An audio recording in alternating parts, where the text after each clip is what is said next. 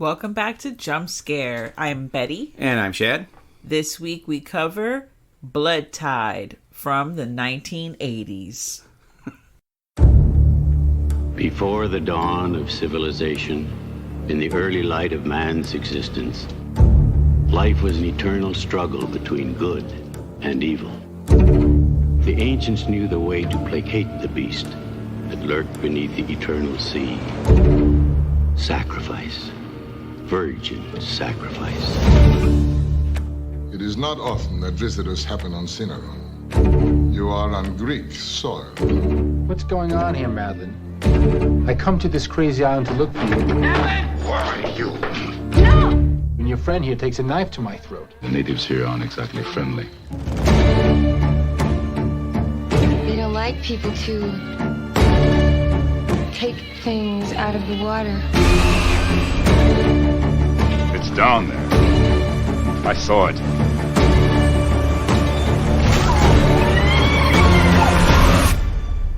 What new evil are you trying to conjure up now?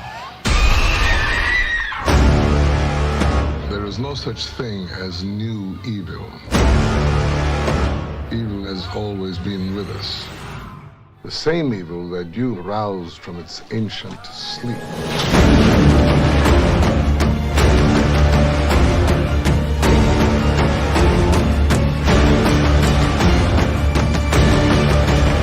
You do your voodoo on your own people!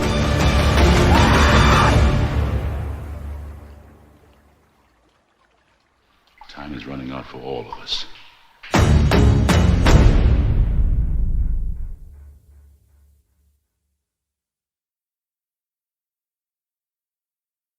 There's not really a date on this. The film, it's copyright on the stamp, the beginning of the film says 1981, but there's other dates on it online, 82, 84. So somewhere in the early 80s, this movie was released. I get a feeling this is one of those ones. I saw it was also listed under another title, too. So who knows, maybe it was released under Blood Tide and then released under Demon Song or whatever the other one was. So it's probably had some releases on there. Well, you have like Blood Diner, you have Blood Rage. Yep. So I'm sure they were like, I don't know. What was it you say? Demon Seed? Demon Song. Demon Song. Okay. Demon Seed would have been appropriate, but I guess that was already taken. Yeah, right? that'd have been a good one for this, but oddly, somebody had beat him to that punch. So this is a movie that's part of our Monster Mayhem month. And this was one neither one of us had seen, so we decided to give it a try. We have some recognizable faces in here. Shad. Well, we have some recognizable faces and one very recognizable voice. We have James Earl Jones in this, playing the Shakespeare-quoting fortune hunter. He's in the Greek Isles to look for treasure. And I'm 99% sure that James Earl Jones only agreed to do this movie under the stipulation that I'll do it, but I get to quote Shakespeare randomly throughout the entire movie because I just want to do Shakespeare on film.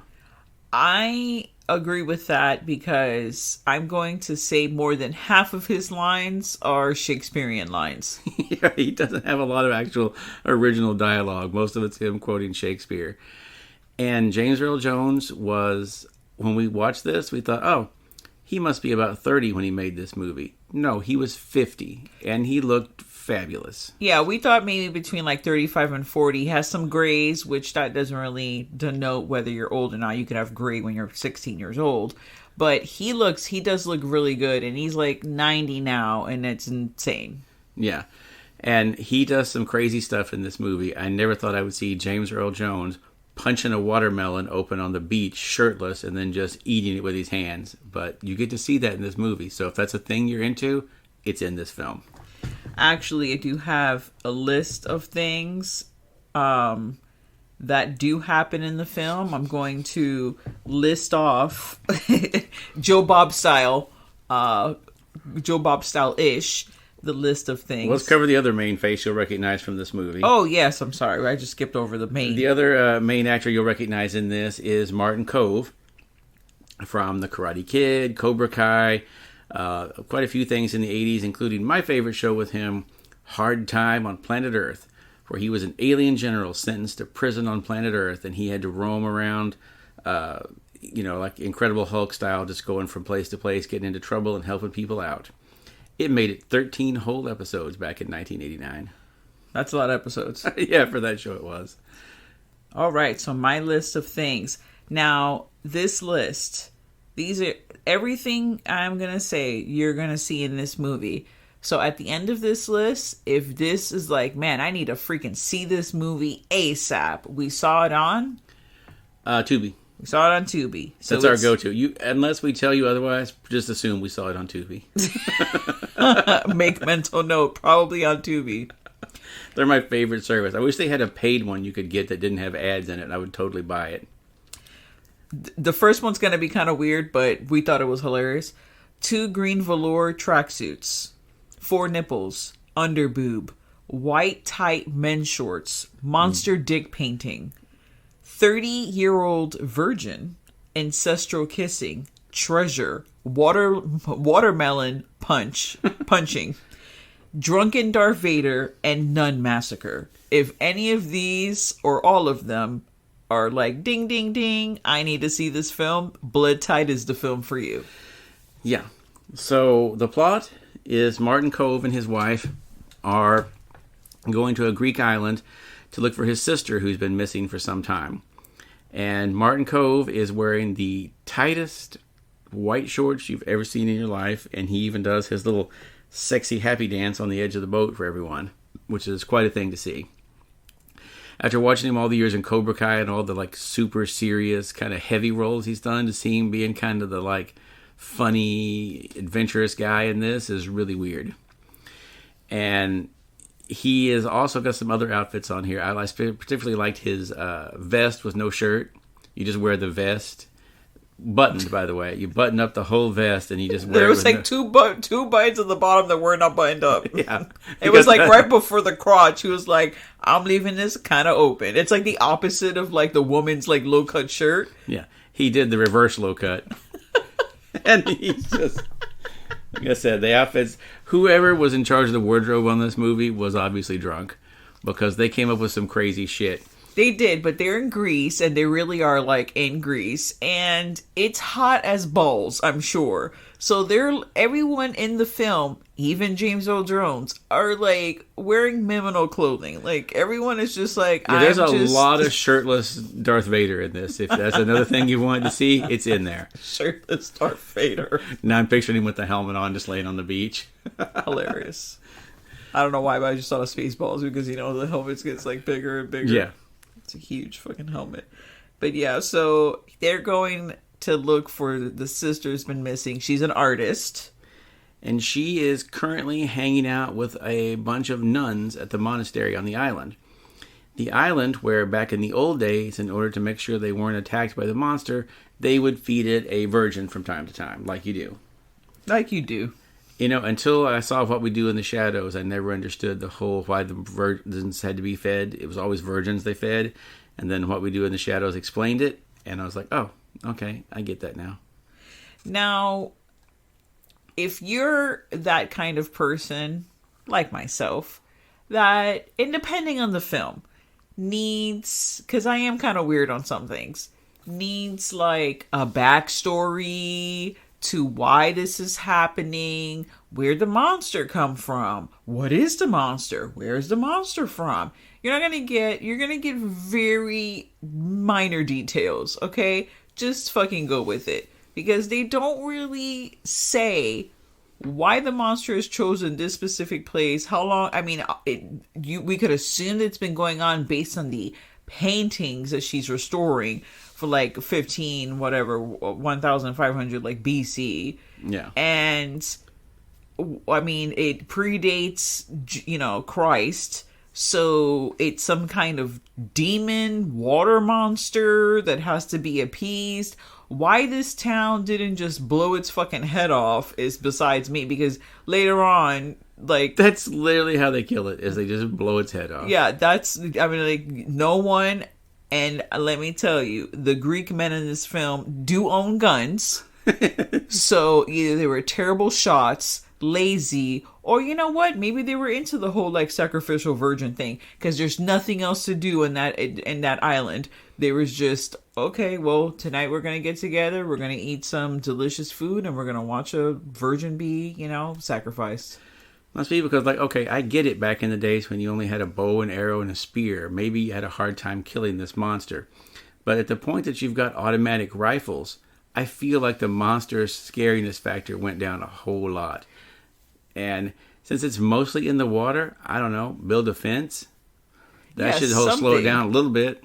And this monster is not fucking around. It has sharp, sharp claws or whatnot. I do like the look of the monster. I have this thing where if I see a monster that's maybe like cream or white colored, it just stands out. The monster reminded me of a monster from another movie, but I can't really pinpoint. I'm trying to remember what movie it is. I think it's like some kind of a dragon, but it kind of looked like a dragon. It reminded me of a dragon. A little bit like a dragon, maybe a little like seahorse looking in the face. Yes, too. Yes. A seahorse dragon. And apparently a seahorse dragon with a large penis, according to the painting that we saw in the film.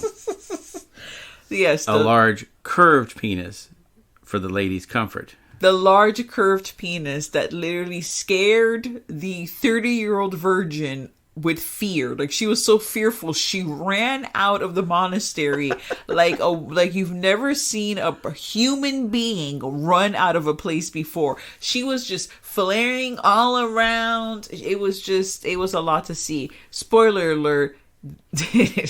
Spoiler alert. It's Martin Cove's sister that's the virgin, and she is in her 30s.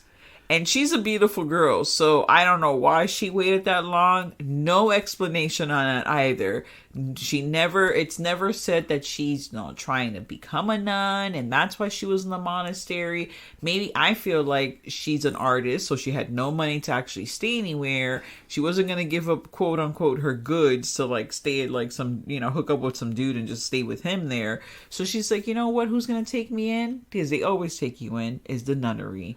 And I'm a virgin, so wink, wink, they're going to be all about me because I'm, that's like supreme nun right there. Yeah, so they could have at least made some passing line. He could have just said, oh, my sister was always very religious. Fine, that's it. That's all you had to say. But they don't even bother to give you that. Just one line would have explained why that, she's, especially because this movie's in the early 80s, man. The 70s was going on, sexual revolution happening everywhere, but not for her. Gosh. And there's another recognizable actor in this, that Jose Ferrer. He plays the leader, the mayor of the town there, and you've seen him in a ton of things. But he just has, in this movie, he mainly just shows up and says, "You may not leave now, for reasons I will not specify. Thank you," and then walks away. You know what I forgot to add in my list? What's that? Flying squirrel cat.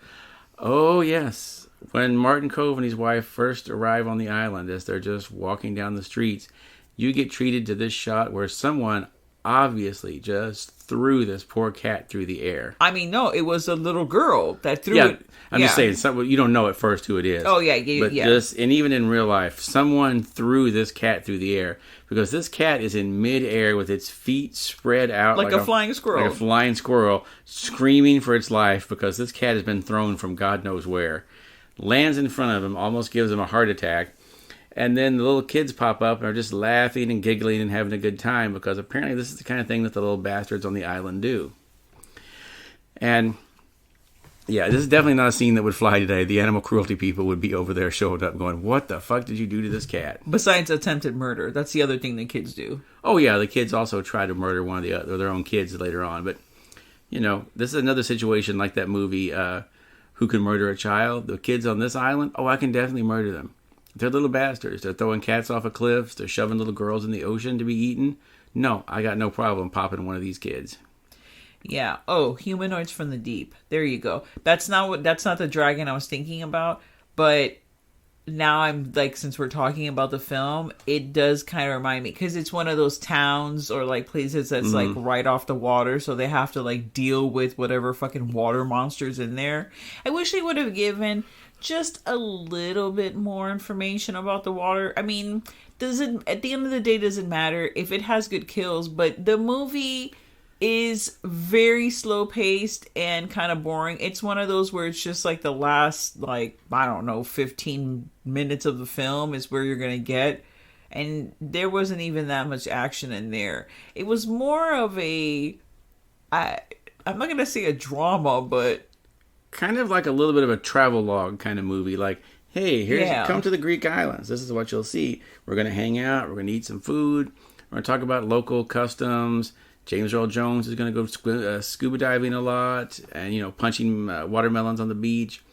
But we're really not going to see a whole lot. Shakespeare. Yeah. Which is, the thing is that James Earl Jones is there looking for a treasure that's unspecified, like where it is, what kind of treasure. He's just looking for this treasure. He finds these coins hidden in an underwater cave, bags them all up, and decides, you know what, there's a sealed off room in this cave.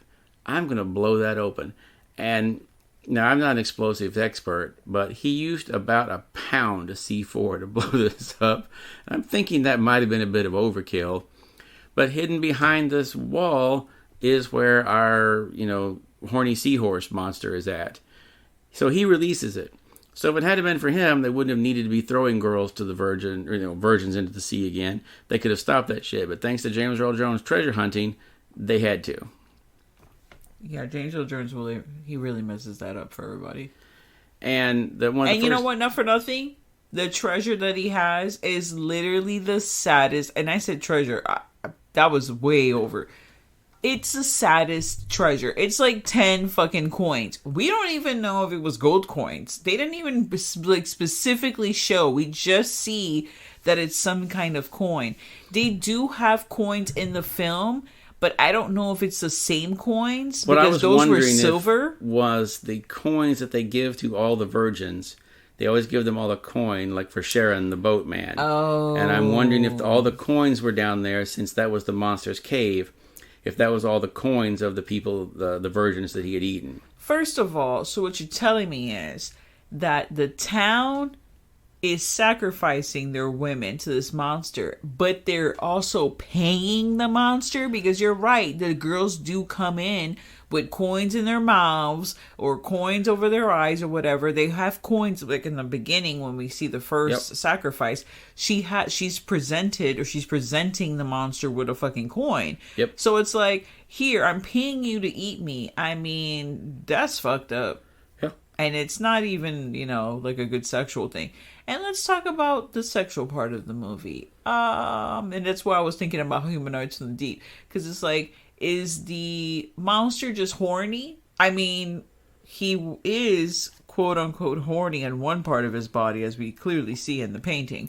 But what's his deal? Like, because is he having sex with them before he kills them? Is he just killing them and eating them? What is he doing? That's a whole other movie. James Earl Jones was not going to be in a movie where there was going to be like monsters having sex with bitches. That's not going to be. And even if he's quoting the Shakespeare, maybe that's why he had to bring some level of sophistication in it, because he's like, you're going to show this crazy monster penis, and then you're going to have a white woman not withering.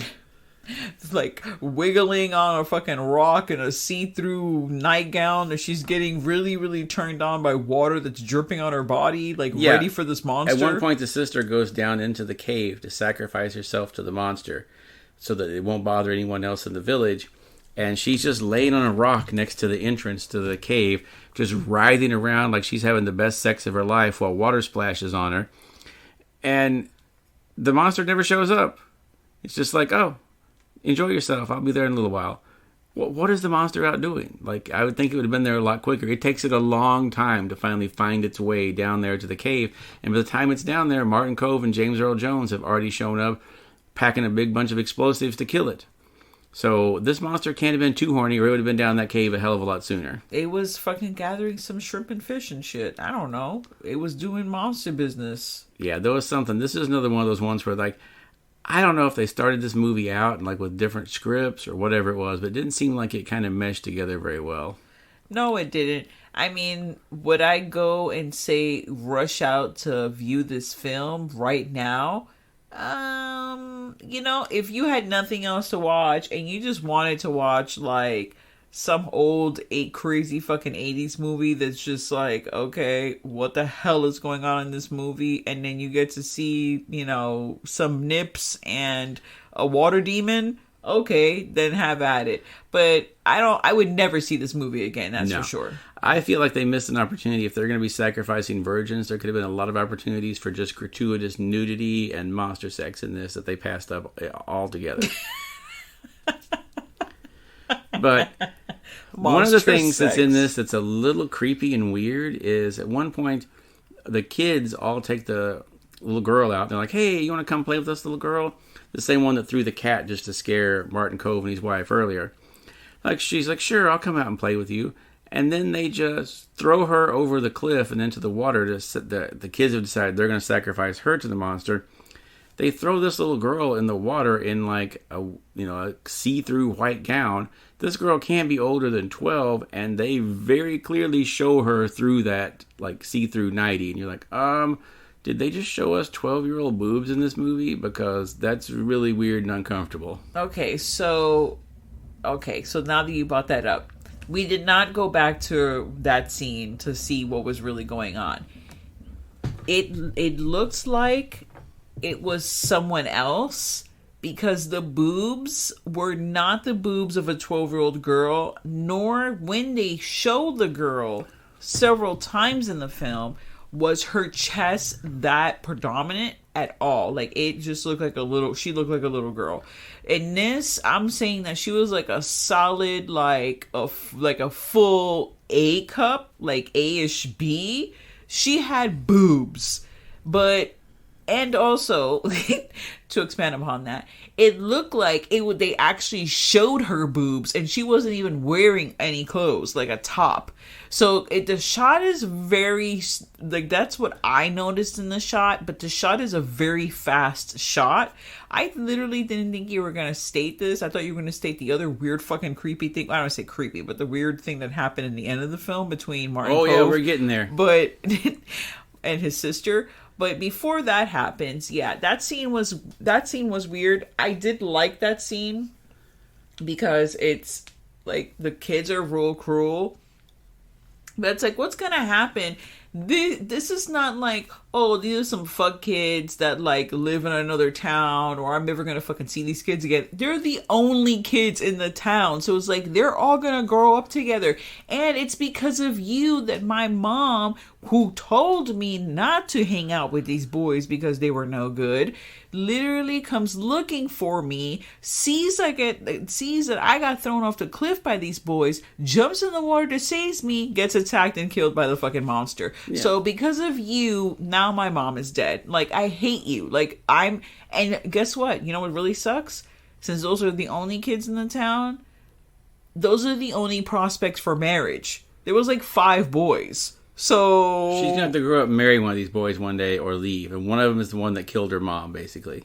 Yeah, basically, they all did. They all had a hand in it because they're assholes. And it's like, oh, that's fine. And now she has to like live with the mayor. Now her and the mayor had like every time they showed the mayor after that, he was like, oh, his hand was always like on her shoulder, or like she was always with him, like as like he was like the new guardian.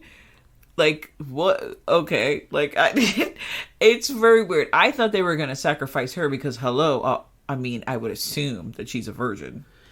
And then you had the scene where they're burying her mom, and the mayor just comes rushing in, and just as before they put the coffin in the ground, takes a hammer and busts the coffin open and puts the silver coin in her mouth just to make sure. It's like, the monster already attacked her and didn't eat her because she wasn't a virgin, but you're still going to put the silver coin with her? That seems a little odd. Well, that was for Sharon or whatever. The boatman? Yeah, that was for the boatman. That wasn't for the monster. The monster and the boatman both get paid in the same coin. Apparently they do. But yeah, I thought that was weird. And then, the end of the movie. Oh, thank you, brother, for rescuing me from this monster. Even though I did not try to get rescued, I was bothered that you were rescuing me in the midst of my horny water dripping ecstasy moment that I was having.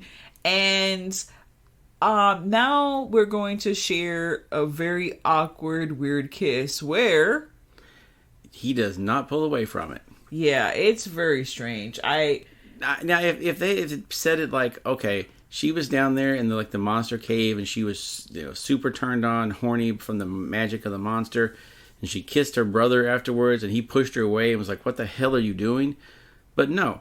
After this happens, he carries her out, puts her up on the boat. They're sitting there, like the explosion has happened and destroyed the monster because James Earl Jones carried the rest of the C4 down there with him.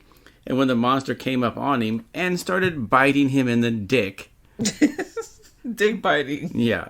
So James Earl Jones just blows this thing hand himself to bits because he's like, no one bites James Earl Jones's dick. Blew this thing to hell. They're up on the boat. They're watching, the fire come up from under the water. The fireball comes up, and she kind of relaxes against the boat. And then at first, she just hugged him and kind of kissed him on the forehead. And I was like, oh, okay. But then she just leans in, full on tongue kiss. Martin Cove, who at no point has said anything like, oh, we had a close relationship or anything like this. He does not lean away. He just leans into it and takes a tongue kiss from his sister. Then just goes and picks up his wife, and they all just leave the island like nothing's happened. There's one of those yeah, we're not going to talk about that night ever. Well, now, not to bring up a gross moment, and we should have gone back, but I didn't notice. When after he kisses, because in film and TV history, if there's two people that are kissing, okay, then there's a cutaway. And it's the next day, it's a black screen real fast and a cutaway. Isn't that an insinuation that they had sex? I was hoping not in this case. I was really hoping they didn't. I don't know when they would have had time to have sex, but the only way. Look, now you're assuming you're saying they have to find time to have sex. You're assuming they had to find a lot of time to have good sex. They could have had it quick, nasty on the deck of the boat while the monster's burning out in the sea and been done. It could have been over in 2 minutes. Well, okay, you're right. And also, I do want to add, what's the best way to not get attacked by the monster that's after virgins? Don't be a virgin. So maybe the brother was trying to do her solid and was like, look, we're just going to bang one out real quick. But then again, the monster ate some other people that weren't virgins. But he ate them. We don't know what he does because they never really showed. The first girl that got sacrificed, we don't see what happens to her. Yeah, so it's just the imagination. Who knows? She could be locked up in the cave shining the fucking coins. We don't know what's happening to these girls. They're just real pretty, with fucking flowers in their hair and coins. Who knows what they're doing? Maybe he's running a whole... Maybe it's orange is the new black. Maybe they're selling Greek panties in the fucking cave and he's making money off of them. I don't know what's happening to these women. But yeah, it will eat non-virgin. I'm sorry, it will attack non-virgins. It just doesn't eat them. So maybe it's look, I will fuck with you and kill you, but I'm not going to eat you. I only prefer the virgin meat. Because the virgin meat is the best. It's untainted. I guess so. Fresh flesh meat. But so I'm gonna give this movie a 1.5 stars. What stars? I'm sorry. I'm tired tonight. 1.5 knives. So you got me doing it after all this time. Finally, I know. I've only done it 95 times, but then get on you the one time you do it. I'm also gonna give it. No, I'm gonna give it 1 knife. I can't even justify giving it another half of a knife because, I mean. I don't know. I'm going to give it a knife, and we're going to call it a day. Yeah, there was some nice scenery in it, and a nice monster design, and it was a pretty cool painting of the monster. This would have been... You said it's a pretty cool painting. It's a basic fucking painting, but... But it was supposed to be an old-time painting thing of it, in that style. So I'll give it that. And I feel like this is one of those ones that if you remade it and added a little bit more story to it, then it could be a decent enough movie. Yeah, this is where you fall short, people. Hollywood, take some advice, okay? Stop remaking the really good movies. Exactly. Find the bad movies and remake those into good ones. Exactly. Because if you took this and added in some new effects, had a little bit better monster in it, and the thing was only like 87 minutes long. It just seemed like it was 2.5 hours long. And, just add a little bit more characterization, some more action happening in it. This could be a pretty decent movie. It could have been a pretty decent movie, and you don't even have to get graphic with the whole, like, sex monster thing. It could just be, a monster that's after virgins. You know who could do this movie? That freaking guy that everyone loves. The creepy guy. The really creepy guy that did Maud Summer. Whatever the hell the name is. Ari Aster? Yes, Ari Aster.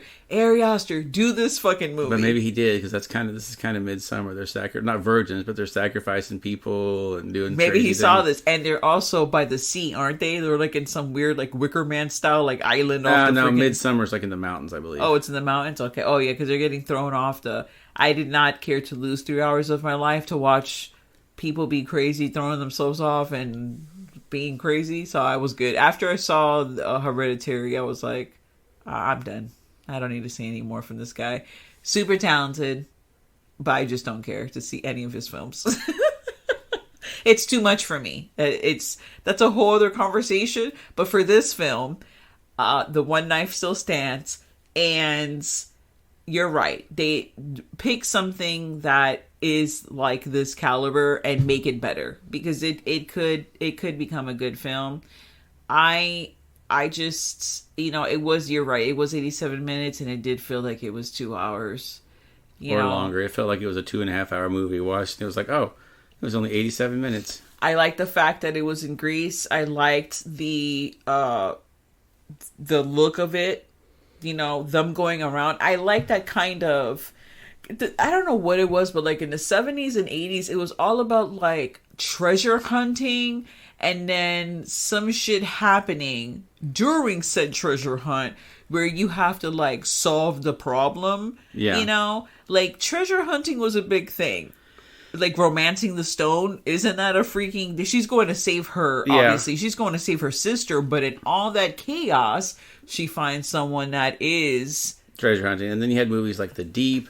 It wasn't really treasure in that one. It was a crashed ship full of morphine or something, I believe. They had The Island, where it was like modern day pirates, where it had all this treasure. There was a lot of these things going on in the 70s and 80s. And I think it was because people were finally able to have like affordable diving gear that you could take and just do it yourself. You didn't have to be like a professional. You could just get your scuba tank and dive down to the water and start looking for stuff. And this was the first time you could really do that, Yeah. Also, it's untapped territory. Like, okay, we've seen movies on land. Like, the water is like space. It's the equivalent of space. It's unknown. It's vast. All kinds of crazy shit could be down there. And, you could find all kinds of stuff. So there's a lot you can do with that. And you're just not safe in the water. Yeah, you're definitely not safe. There's always something out there looking to eat you. You're going to drown. Something can happen to any of that. So I think that's a lot of it. There's a danger element of it. And then there's that excitement of, ooh, I'm going to be the one to find all this treasure and become rich. It's like winning the lottery. You're going to, go down in the lake for a little while. You're going to find all this money. You're going to retire. Even though we did both give it very low scores for very low knife readings, I don't regret watching the film. I would rather watch this 5,000 times than watch any movie by Rob Zombie. Like, I would watch this all day long on repeat, okay? Than watch any of his films. So definitely, that's how I'm sticking with my rating. It's a good enough movie to go see and watch. Do I need to own the fancy Blu-ray of it? No. No, this should not be in Blu-ray. Who do not make this in Blu-ray. This is not a movie. Oh, it's released in a fancy like collector's edition Blu-ray. No, who's collecting this in Blu-ray? The monster, though, I wish I could remember the monster I'm thinking about. It's from one of those like 80s like fantasy where the dragon is like colored like white. But it looks real creepy, kind of like, it also reminds me the ending of Hellraiser. Yeah, the creature at the end of that. Yes. Yeah, like I said, there's some interesting ideas in the movie. They just don't do much with them. They don't explore them very well. This is one of those ones that could be remade and would be amazing. Yeah. Well, thank you so much for joining us for another episode of our Monster Mayhem. Even though technically there wasn't a lot of monster in this film, it was still enjoyable to watch. You know, James Earl Jones being, going around being crazy, and Martin Cove, young and being Martin Cove with his gold chain and hairy chest. So that was worth it all for me. Thank you so much, and stay tuned to the horror. And now, folks, it's time to say goodnight. We sincerely appreciate your patronage and hope we've succeeded in bringing you an enjoyable evening of entertainment. Please drive home carefully and come back again soon. Good night.